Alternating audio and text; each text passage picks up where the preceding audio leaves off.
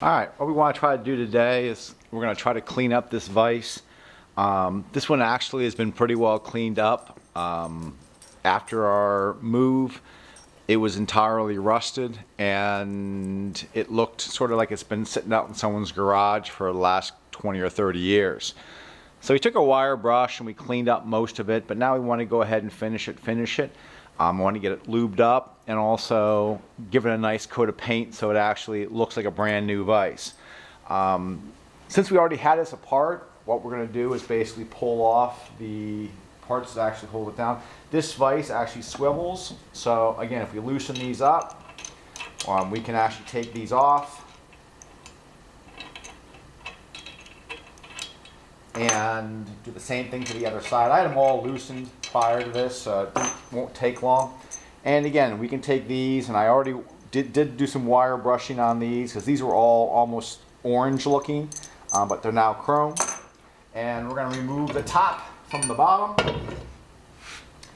And again, you can sort of see some bolts and other parts, and you can also see some of the rust that was basically covering this entire vise. So we're going to clean this up. We're going to basically give it a new paint job, and that way when we put this back into service, it will be something that again we can use, and it'll be a great addition to our particular facility. What we're going to do is basically also take these apart. So again, what you have to do is thread this. Get a workout this.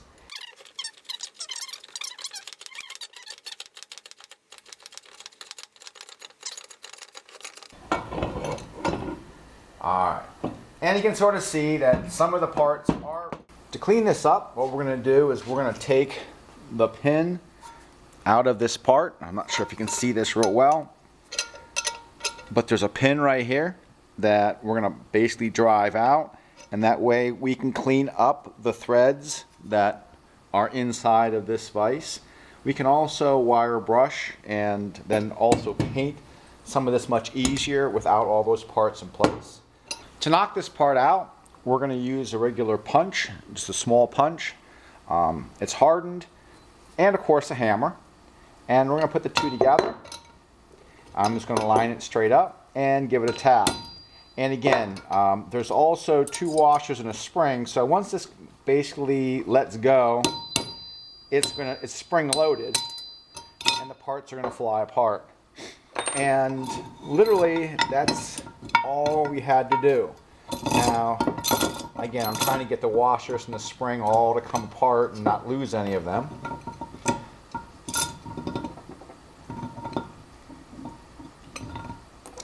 But you can sort of see that this thread is far from clean, and what we're going to do is get a wire brush and clean it up so that again it's going to look as good as brand new. The grease on here also is just almost flaking off, so the lubrication is definitely not there. Now what we're going to do is come back and we're going to clean up the threads that are on this vise, because again you can sort of see how full of old grease it really is and how oxidized it is. Again, you can basically scratch at it and you can sort of see that it's just not looking good.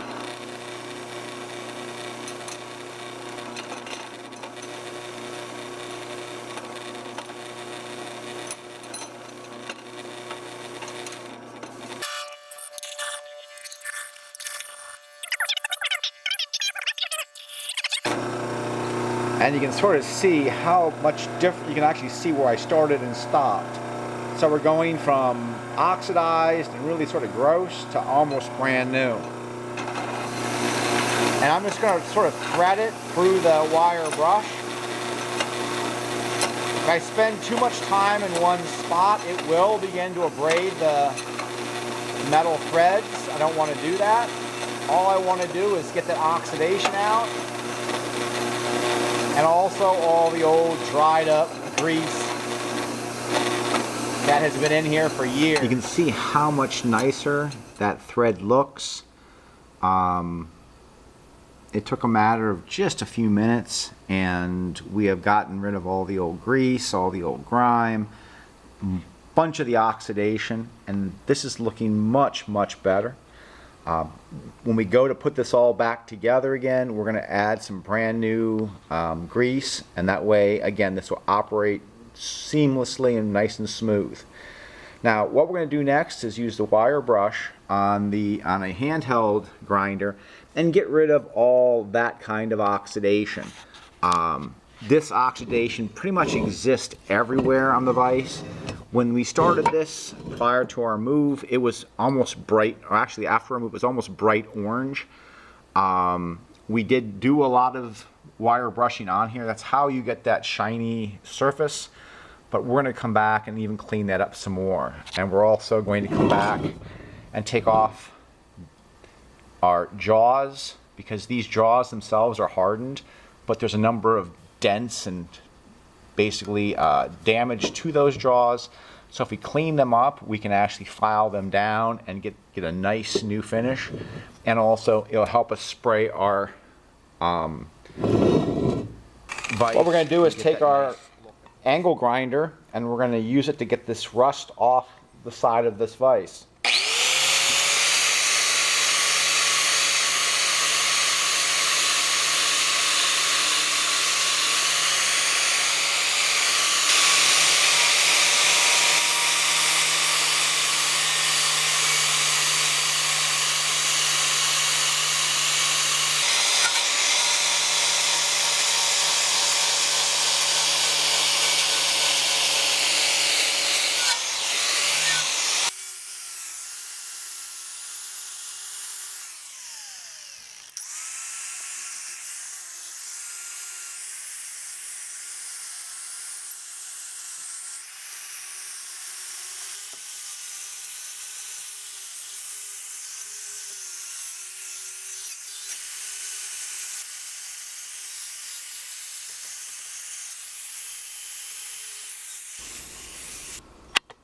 We want to use a cordless drill to take the screws that hold the hardened jaws on the vise off.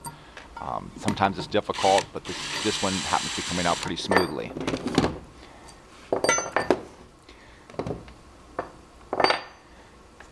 And there you can get a good idea of, that's the way the entire vise looked when we first started. It was rusty, it was old. It really didn't have much life left. But we're going to take this, and by the time we're done, it's going to be a brand new vise.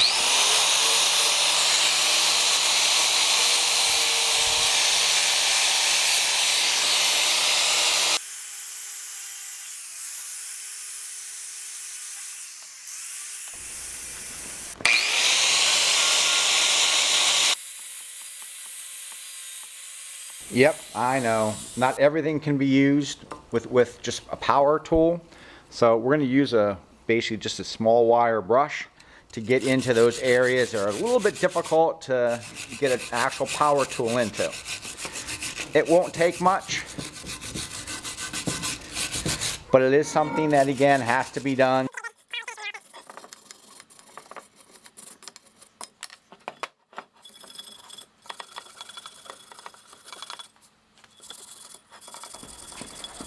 Now on the main body of the vise, there's actually a threaded component inside that we also need to clean, but we can't necessarily get inside of that to clean it. So what we're going to do is flip this over, and we're going to remove that part so that it can be cleaned.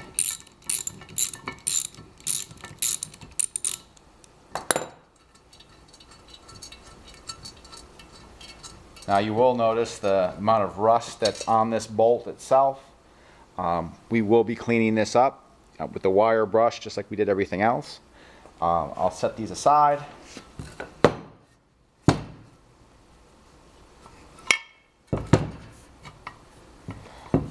And hopefully I can take this out.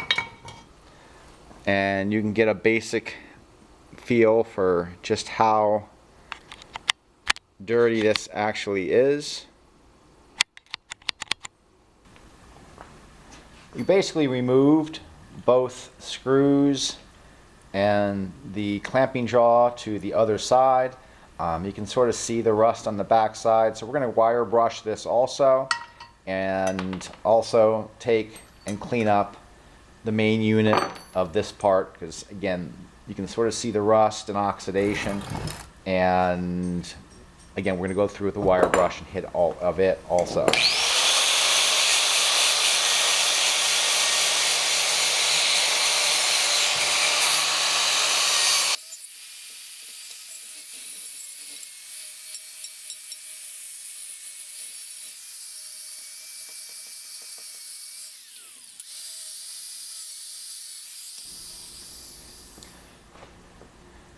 The bottom itself isn't necessarily all rust. It actually is red primer. So we're still going to go in and clean up the oxidation that's in there.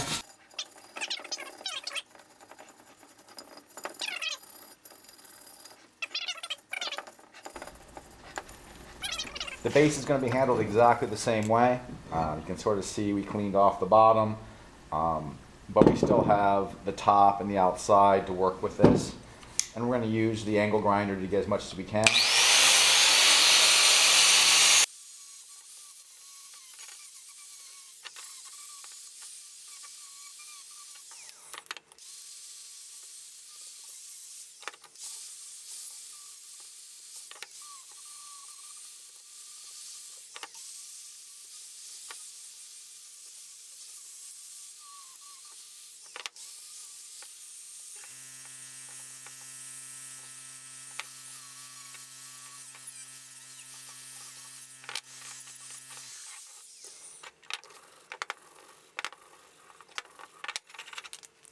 Our next step is to clean off all the material and degrease it.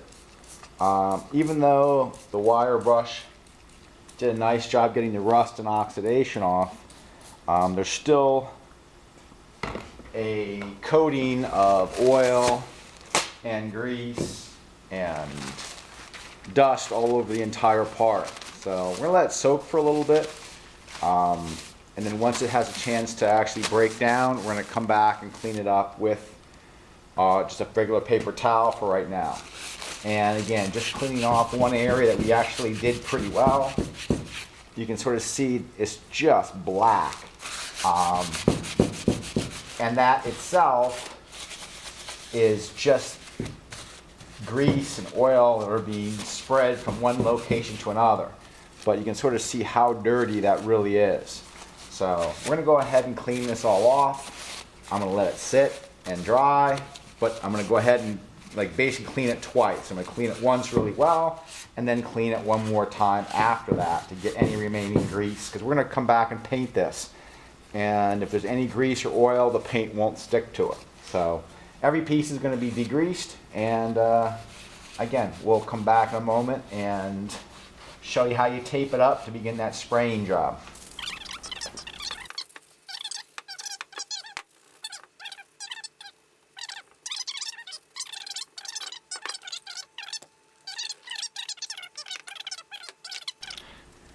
Now once we have it at least somewhat cleaned up, we're going to come back and address the surfaces that have some marks and some dents in it. The top of your vise and on the top of this part of the vise, we want to have it somewhat smooth. There's some damage that has been inflicted upon hammers. So again, what we're going to use is an abrasive disc on our pneumatic rotary sander.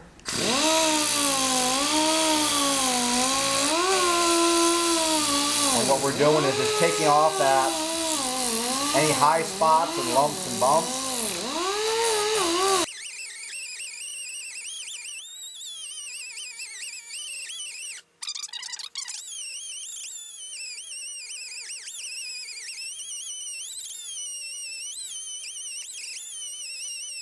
Segments of the vise also need to be cleaned. This one, the top also should be sanded down, and this segment. And there's also an edge along here that helps keep it going straight in and out.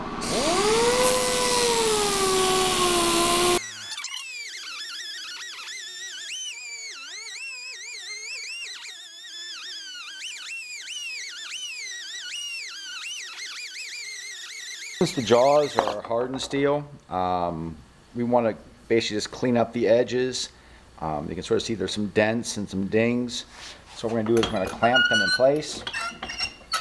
And we're going to use some standard files. This is a double cut file. You can sort of see there's cuts going this direction, but also this direction. And what I can do is just bring that file and go across, and you can see the nice sharp edge that's being developed.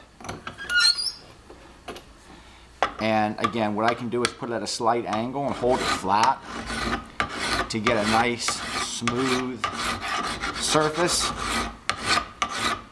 If I just file randomly, it's going to round the top of it off, and that is not what we're looking to do. We're trying to keep it as square as possible. And you can sort of see we're getting close to the final shape that it should have been, or should be. Again, this vise is 30 plus years old. And it had some, wear and tear on it. But that doesn't mean it can't be used in the future. Now this is a single cut file. You can sort of see there's only a cut on this side and a cut on this side. And again, this will be a little bit smoother. When we got down really close with the roughing file, we're going to clean this up and finish this up with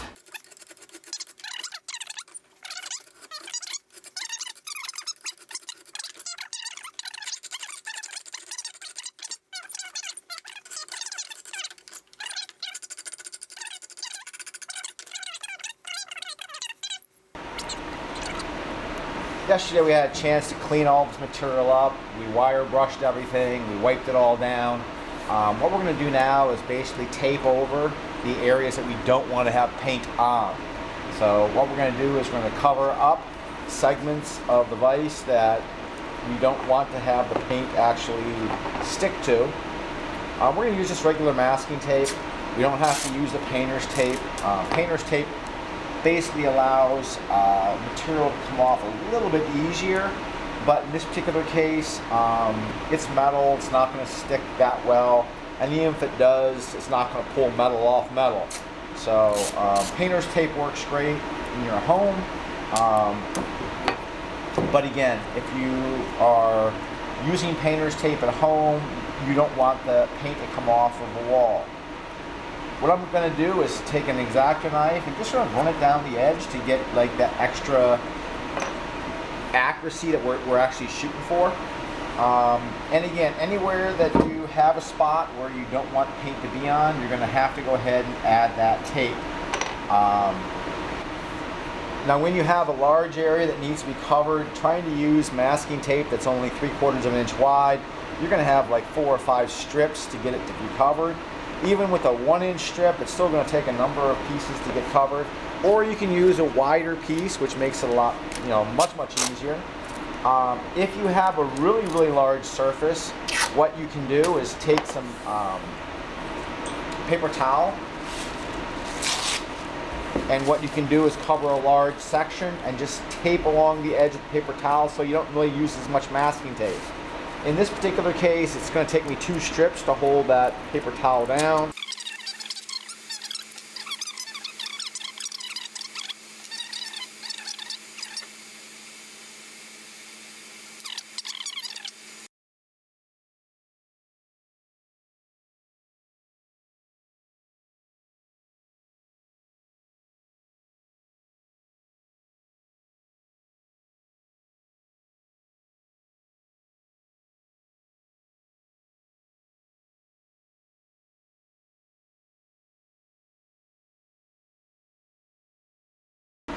All the parts are ready for paint now, so we're going to take them into the paint booth and begin that priming and spraying. Prior to priming, you want to make sure that your primer is all shook up correctly. Now I have 2 different color primers. I have a gray and I have a dark gray. I just happen to have 2 different bottles, so it's going to look a little different as we're painting, but they're the same type of primer, just different colors. Once that little ball at the bottom is moving really well, you're ready to start priming. And I already start from the bottom and work my way to the top.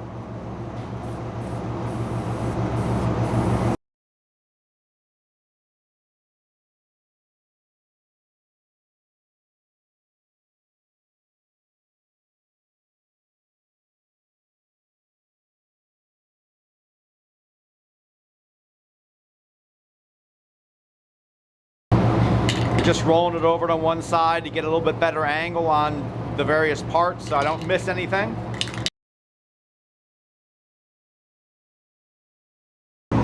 Sometimes if your part's a little bit lighter, you can actually hang it and you can get all sides at one time. So again, I can spray it and just sort of move it around. But it doesn't matter if you start from the top or the bottom.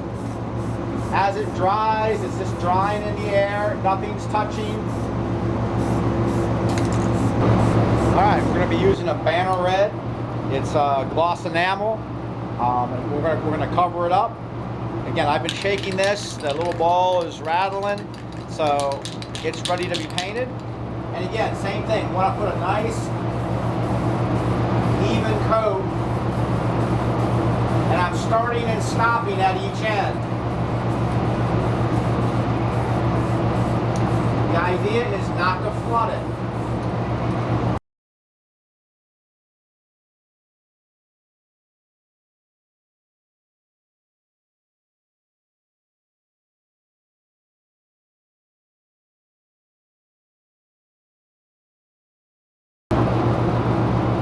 Wasn't really digging the bright red color, so we're going to swap out for some burgundy. Still will have the same flavor, but just a little bit mellower color, I hope.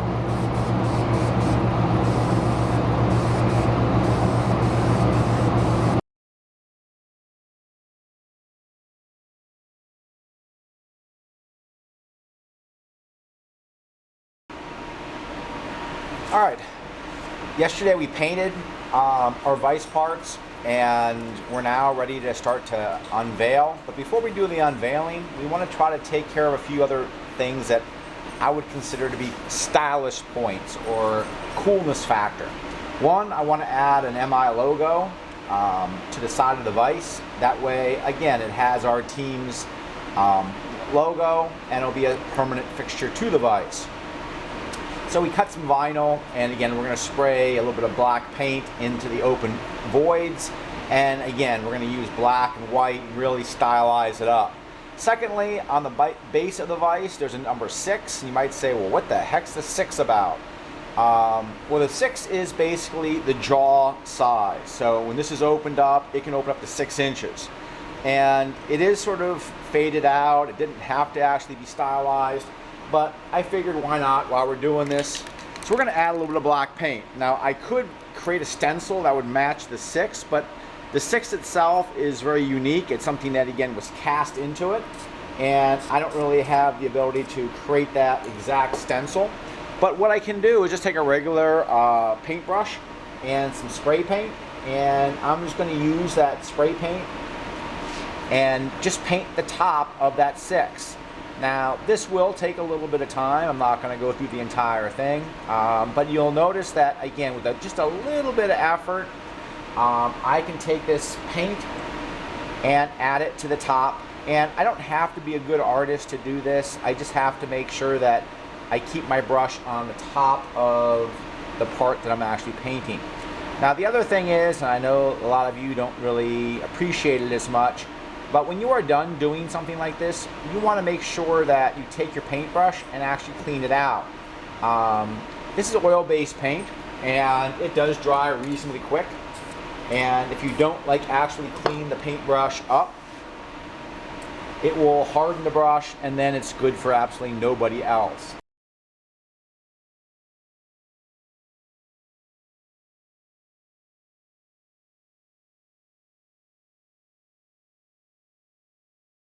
We're going to come back, I'm going to mask around this, and we're going to spray this in next. But I'm going to mask it up. It's going to take me a little bit of time. Nobody wants to watch me tape things up. So I'll do that, and we'll come back and show you how to finish this up. Now you can sort of see we masked everything off. What we're going to do is spray some black paint into the stencil. And paint is going to be absorbed here, but not anywhere else. Now I don't want to be spraying everything. The idea is for me to get paint in the areas where I just want paint. And again, I want black paint into this where it says M and I know it's upside down, but that's the way it's going to look. And then we're gonna have, this is gonna be a white background field, and then there's gonna be a little white layer around the outside edge. So what I wanna do is I wanna basically spray the black, and the black's coming out pretty rapid, so what I'm gonna do is just very, very, very lightly mist it. I don't wanna have it like really, really, really running out, because what's gonna happen is that paint is gonna like drip behind the stencil. So as you can sort of see, it took me a matter of just a couple seconds. I'm gonna let it dry here, and then what I'm gonna do is very, very, very lightly mist it again. And then what I'm gonna do is take the M and the I that I actually peeled out originally.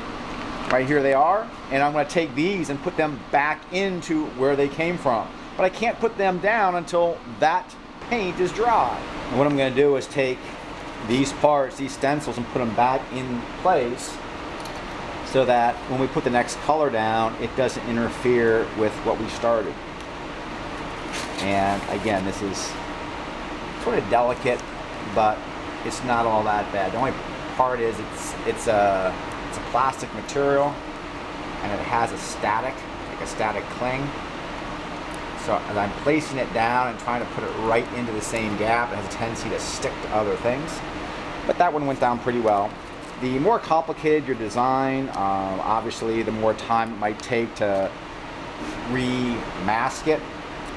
That's why I chose the big letters first, because they're pretty simple to put back in. If I had really, really skinny lines, I probably would have attacked this a little bit differently. And again, it's a vise, it's a stencil. This is not like something I would use to really do a fancy like Lamborghini or something. But again, now I'm going to take out the next color, which is going to be the white. So I'm going to peel the color that's right behind this. So as you can sort of see, I put the green in. Now I'm going to take out the black, or what's now black, that's around that particular color. And again, I have to be careful not to remove what I just put back in, because that would be, I don't know, call it tragic.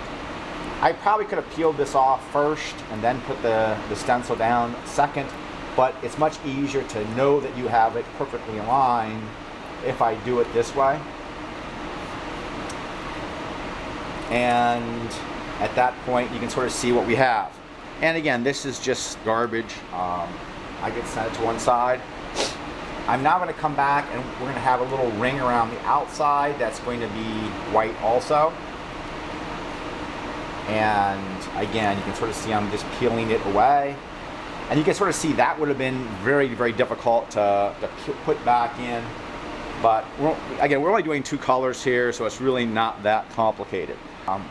That way you know that the way it's coming out and how much it's coming out at one time. And again, you can sort of see that I'm just very, very lightly misting. I'm not like nailing it all at one time. I'm going to come back one more time and put one more real light coat on.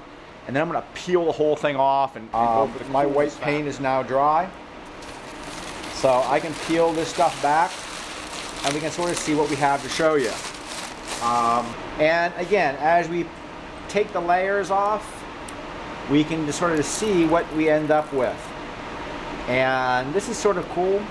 This is something that, again, did not take me a huge amount of time. It took me longer to wait for the stuff to dry. But when you are done, you have a really nice logo on the side of the vise itself. It's not perfect, but again, it's not a smooth surface either. It's a cast surface. So a little bit of paint like oozed in. You can sort of see, you can look really close at the eye right here. It's a little bit of mist that got underneath. But again, this is going to be used as a vise, and no one's going to be looking at it super accurate. Now what I'm going to do is take off the masking tape also, because this is going to reveal like the other parts of the metal that were sanded down.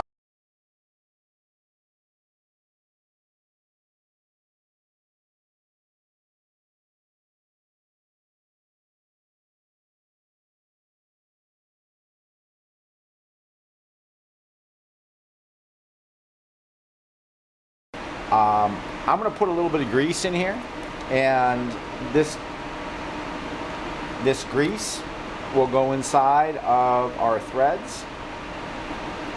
And it's a little bit easier to do this prior to putting it together. You can imagine like trying to get your fingers inside there after the case of having it in. And again, I'm just making sure that there's grease in all the threads inside. And I'm going to wipe off any excess because I don't really want grease over everything, but I do want it inside those threads. And there'll be a few more places where we'll actually apply grease.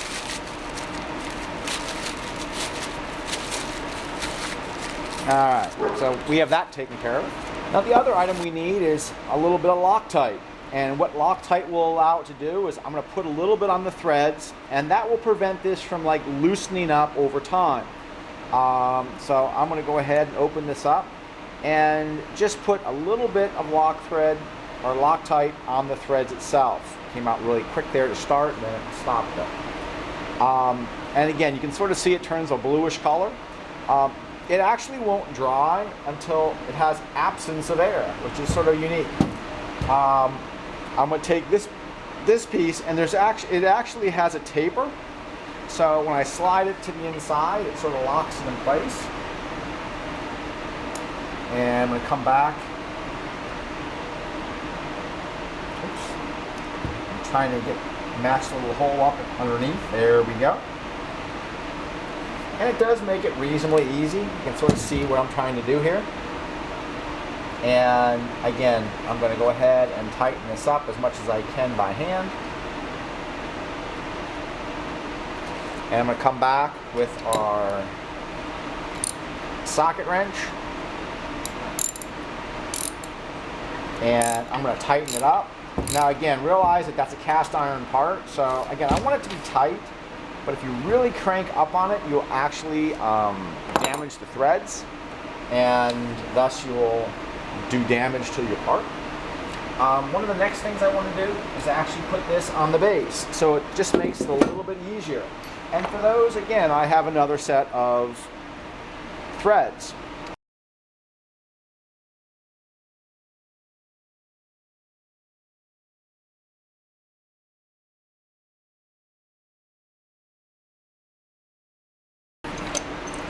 This vise itself can be rotated, and then once you have it rotated where you want it to be, you can then snug these both up and again lock it in place, and now this is locked in. Our handle back in. What I want to do is I want to slide it in the end here, and what I need to do is I need to make a spring sandwich.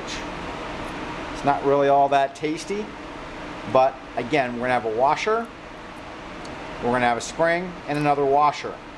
And what we're going to do is we're going to slide this up this threaded rod.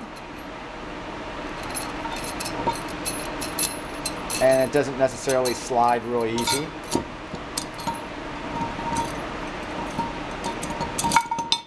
And then what we're going to do is we're going to compress it. I'm going to put this pin back where it belongs.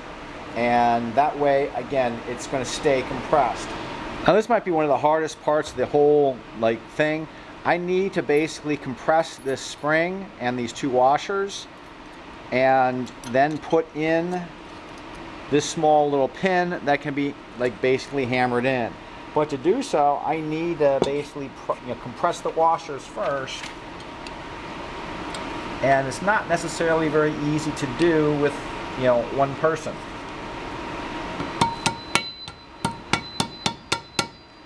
On a cylindrical object. And now what I'm going to do is tap this through.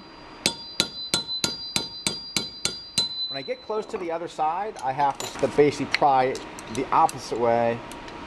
Now there we go. Once I get it through, I should be good. I don't want to hit too hard because I don't want to break it off. But I now have it compressed. If I flip this around, you can sort of see that the pin is now in place. And again, this pin is only going to be in a small position. Like if I rotate it around, I got to go maybe a little bit further, but not very much further. The whole idea is to have it so it's equidistant, which it is right now. And I now have myself set up for where I need it to be. Now before going back and reassembling everything, I want to make sure I put back the jaws. So I'm going to line it up, and using the 2 Phillips attachments that we had, I can go ahead and screw these back in place. Once again, I am going to use a little bit of Loctite on these just because I don't want these to loosen up and just sort of come loose prematurely. The Loctite that we're using is actually a medium Loctite, which means that it can be unscrewed and it will allow you to unscrew it without heating it up. There's also red Loctite, which is more permanent. I don't really want to use that because if we do need to take off these jaws to true them up or get them smoother, we can do so at a later date. And I'm just going to go ahead and use our Phillips screwdriver edge or the end part, and I'm going to set this aside, and I want to come back and do the same thing to this part.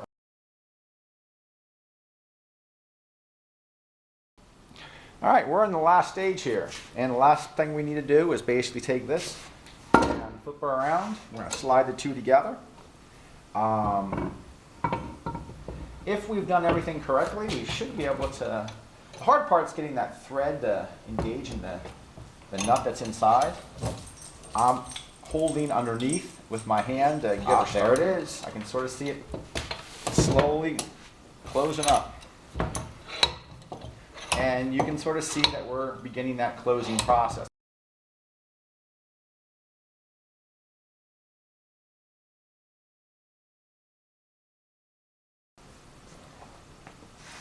This is going to be a great addition to our room.